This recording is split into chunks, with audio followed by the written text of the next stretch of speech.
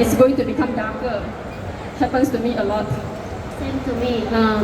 If it will turn like a bit darker than your own skin, so it's better to get one color lighter. So when it oxidizes, it will become Your own skin tone. Yeah.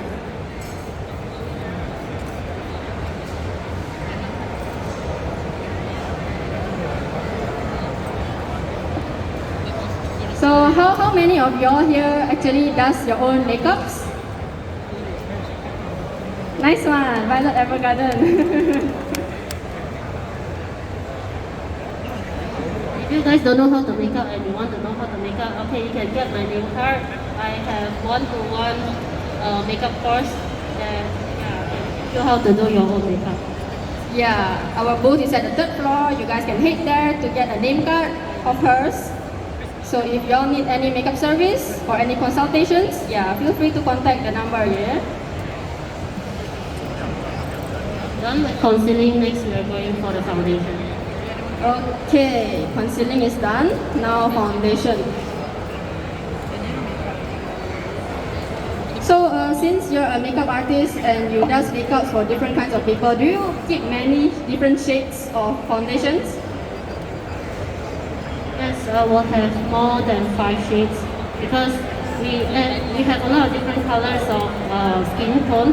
So it's best that we have a lot of like at least 4 or 5 different tones, and we use the mix like that one. So I have bright color and a darker color, and I will mix accordingly the color that matches the skin. Interesting.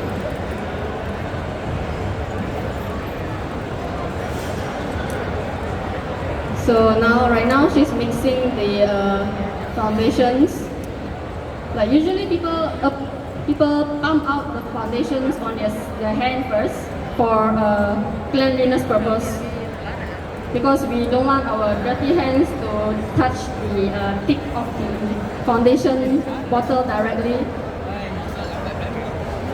Usually you can find in there's a palette for makeup one, but I don't use that because every time when I pump on, because the surface is very slippery, it will drip off, so I always put on my hand.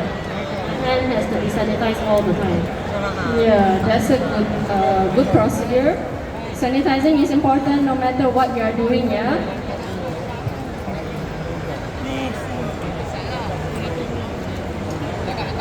So as you can see, I've been choosing like 2 tones lighter than her skin. So later, after all, when you oxidize, it will become much more natural color. If you're encountering a character that which is a very light skin, very fair skin, you can go one color light first, wait for it to oxidize maybe like 5 minutes or 10 minutes, then you apply again with a little bit lighter color.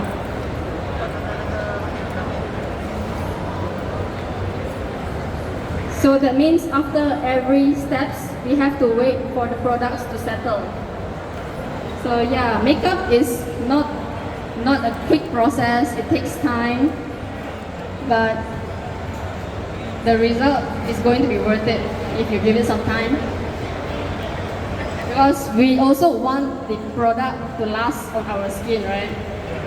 So we don't want to like apply makeup and then after that it gets oxidized and then it gets wiped off, then you don't see any of the makeup anymore. So what's the point, right?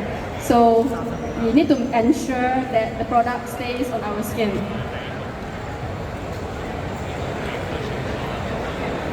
If you have like a bit darker curling line is nice. If you have those like big line, which is a bit more darker color one, you can straight away like put the foundation over your lid. It's okay one, it's eatable.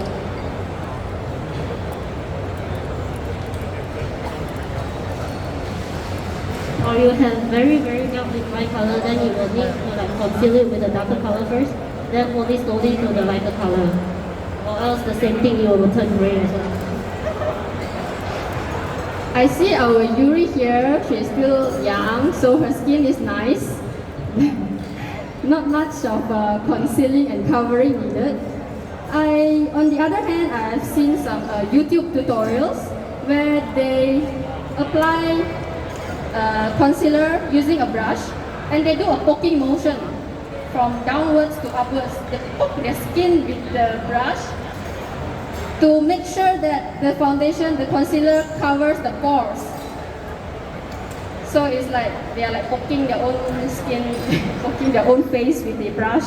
It's called dabbing. Dabbing, not poking. Dabbing motion is much more for the foundation to be more stick.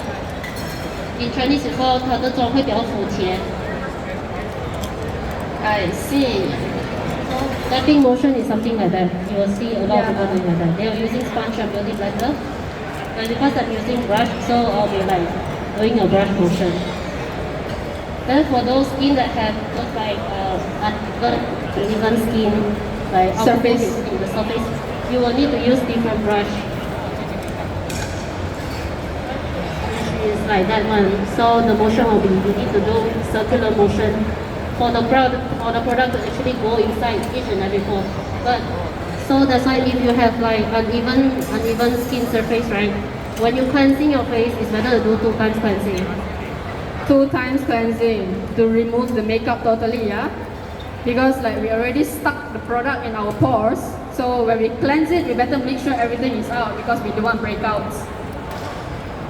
Breakouts, not breakups, So next I'm going. Next I'll be going for powder. Powder is to like conceal, like to lock all the liquid from your face. Powder, loose powder, yeah?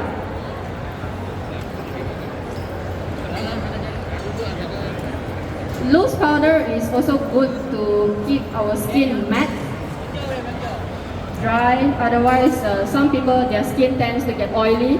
So loose powder is good to fix the makeup there and to also help to absorb some of the oil that our face will produce.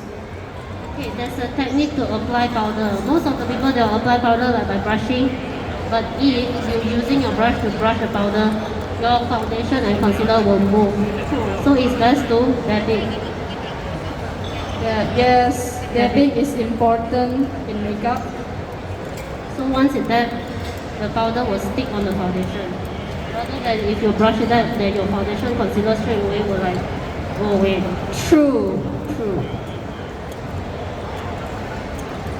So this is why in makeup we encourage dabbing instead of brushing because we want the product to stay in place.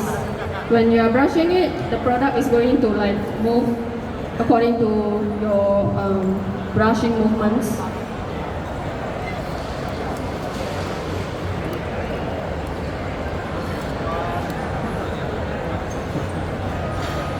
Personally, I like to use powder-based products like, I don't use foundation. I use something like a powder foundation because the foundation makes my skin very oily. So I prefer foundation. Just to wake it, is it? Yeah, two-way cake, totally, yes. Like if I want it to be a foundation, I just put a little bit of water on the sponge, then I just apply it. Then the consistency is going to become like a foundation. So it could be both. Like when I feel dry, I'm sorry. When I feel that my skin is dry, I put some water on the sponge, then I apply it so that it becomes a foundation. But when my skin feels moisturized, I will just apply it the way it is, so it's like the powder consistency. Okay, next steps I'll be putting base on the eyes. Okay, this is called eye base. If you want your eyeshadow like mine, will stay like whole day, definitely you need to prep up when you put a base on the eye first. Yeah, a primer is important. If you don't have a primer, it's okay. You can always use concealer or foundation. As long as there's a liquid on the surface of your eye and the powder will stick well. I see. So yeah, in every process, everything, you require a primer, a good primer, so that it serves as a good base for what's to come next. So right now she's applying primer on the eyelids where most of the makeups will be.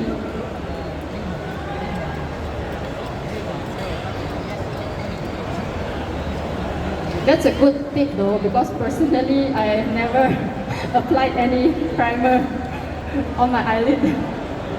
Especially for those who get very oily on the eyelids, it's better for you to put on the primer first for you to stay longer.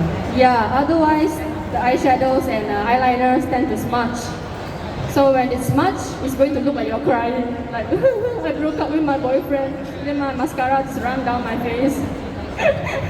Or it's going to look like you didn't sleep for like 10 nights. The makeup smudge is going to look like dark circles under your eyes.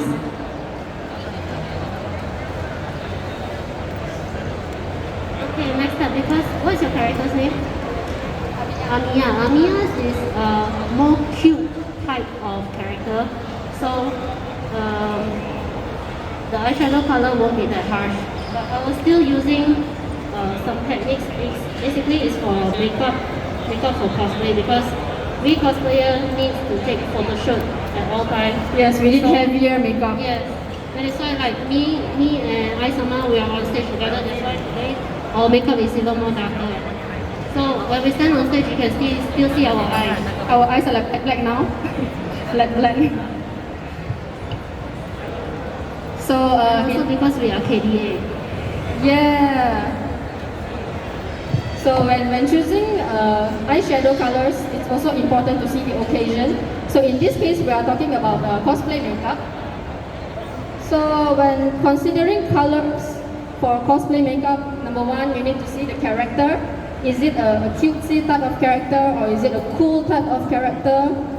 Then, of course, if the character design itself already has eyeshadow, example, the most common one would be red. For example, Xiao from Genshin Impact, he has like red eyeshadows around it. So it's best if we follow it to stick to the character accuracy. Yes, very true. But normally, if I do girl's character or any Japanese character, I will also use red. So Yes, red is a universal color. yes, and red color on women's eyes in Japan, it represents beauty. So yes, Beauty. it's a must. So you're all for cosplayers who wants to learn makeup or improve on makeup, this is a good tip.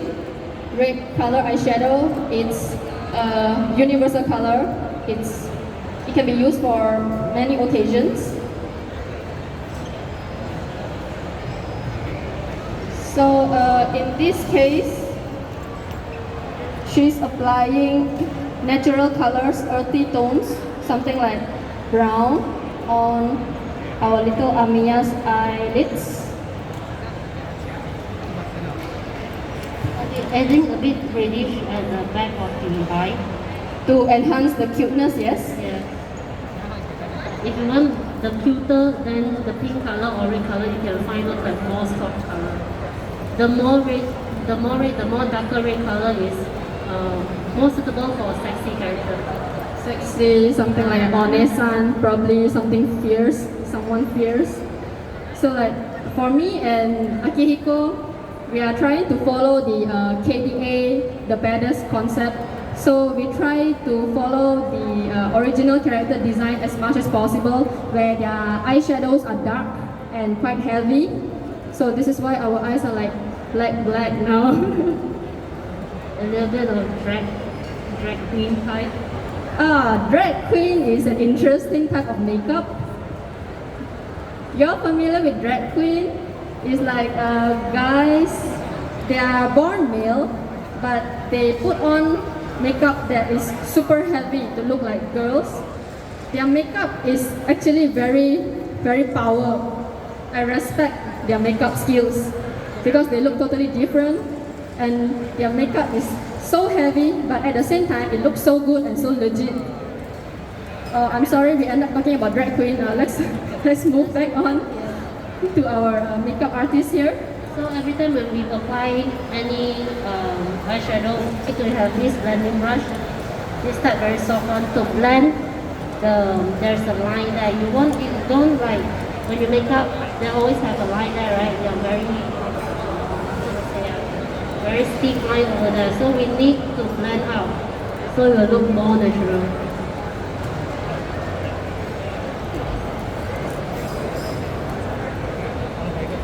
So we are starting to see more of Amiya's characters.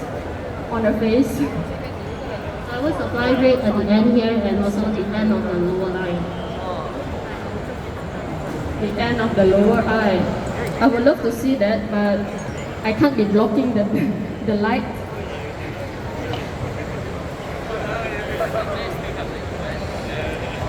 I don't go all the way until the front, so it's until the like 3/4.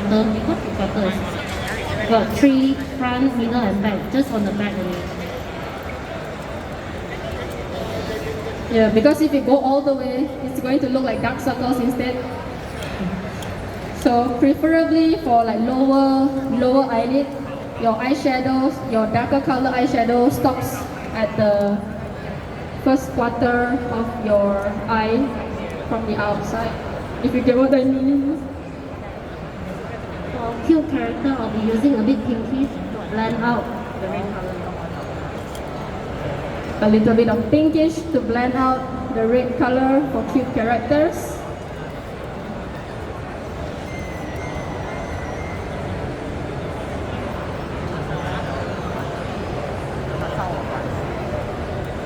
So I'm guessing we are moving on to highlighting the inner corners of the eyes next. I haven't finished with the eye yet. Okay. Yeah, so as you all can see, even eyeshadow involves a series of quite complex steps, but it's not totally difficult. It requires trial and error. Because personally, I also learned through watching YouTube videos and a lot of trial and error to test out what is the best combination using the palette that you all already have, so that you all don't have to buy more palettes. Unless that is your like guilty pleasure shopping for makeup palettes, then it's a different story lah. Next I'll be applying more like light color in the middle and the front. So I always will be choosing champagne color. Champagne color is very universal for all types of skin. So if you guys like wanted to invest the palette that can for everyday use one, make sure you choose those like earth tone. Earth tone, which means it's like brown tone, dark brown, light color, beige or champagne. This type of color palette you can invest.